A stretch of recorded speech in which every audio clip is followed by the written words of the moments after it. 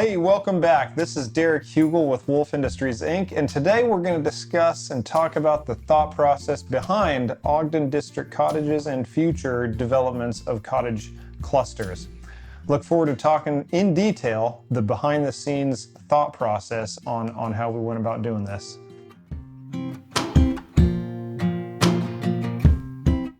You see, here at Wolf Industries, Inc., we have a passion for solving complex issues and turning that into an extraordinary result.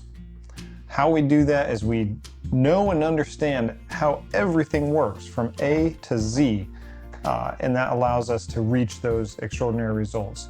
We just happen to be in the construction business. Doesn't matter what we're doing, we could be out there solving problems. That's what we want to do. We looked at all the traditional site-built construction like you'd have for Lennar, D.R. Horton, all those big builders, regional or national, and that ship has kind of sailed. You either go toe-to-toe in a bloodbath of price competition trying to compete for land with them, or you do something different. And that's what we embarked on, is said, what can we do in a setup that's different, but yet still similar to our construction passions of building things. With this Ogden District Cottage, we had built everything from the initial permitting process to the final construction phase and punch out. And so we were doing this for other people. And we thought, why don't we do it for ourselves? Get ourselves set up with a small cottage cluster and rent the houses out. So we did just that. We bought a piece of property and embarked on the whole process of getting that set up and built. Historically, Mom has always laughed saying that I was the one that invented copper wire by stretching pennies as far as they could go. So we have a passion for making more from less. Extrapolate that value. How can we juice this for the most we possibly can? And when it comes to housing, there's a few things we need. We need a place to sleep, a place to cook our food, a small place to hang out, but that's about it. The rest of it, we're off working, we're recreating, we're hanging out with friends elsewhere, going to the park, whatever the case is. I thought, how can we set up a small structure that facilitates this?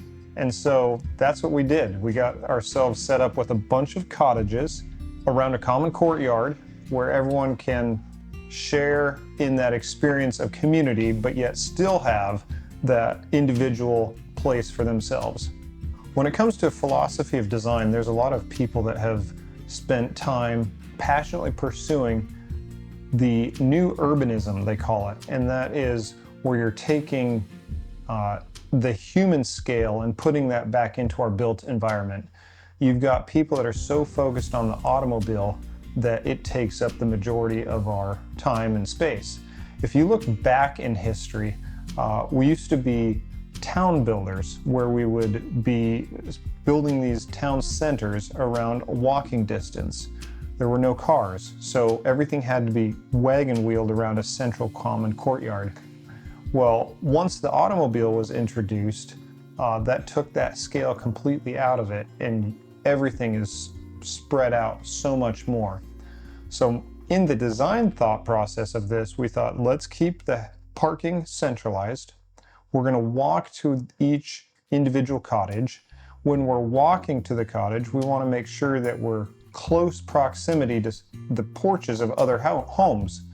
In case those people are out on their porch, there's this presence in proximity to somebody else that you're more apt to say hi, hello, and drive that community. Whereas if you were further away, you're more apt to just look the other direction and keep walking.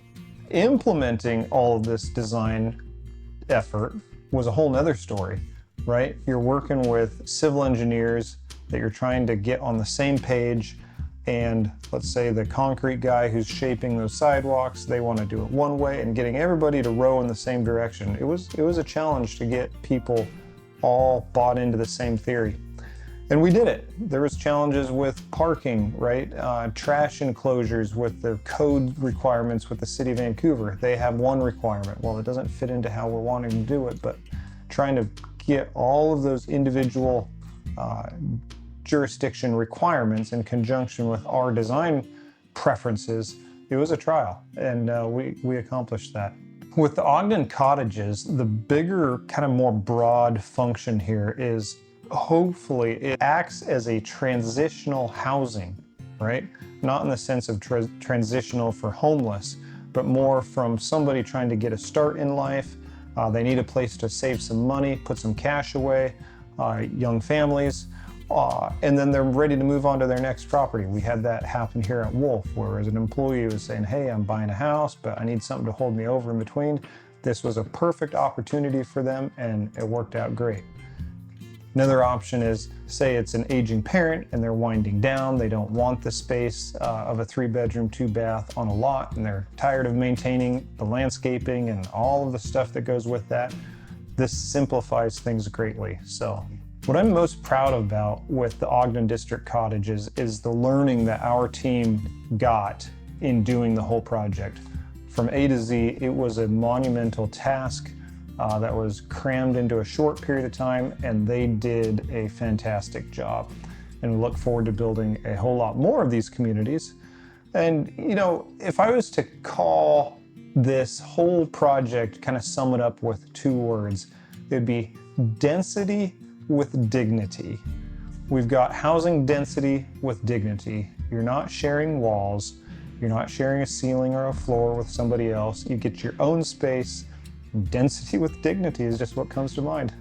As we are looking to the future, we have 3 more properties that are lined out ready to go, one of which is already permitted, and construction is starting shortly, if not already, and then 2 more after that. So if you want to do a cottage community, or you know of somebody that does, we would love to talk to them and share more in depth the numbers and planning and stuff that goes into it. We have a lot of experience with these, and not only for ourselves, but for other people as well.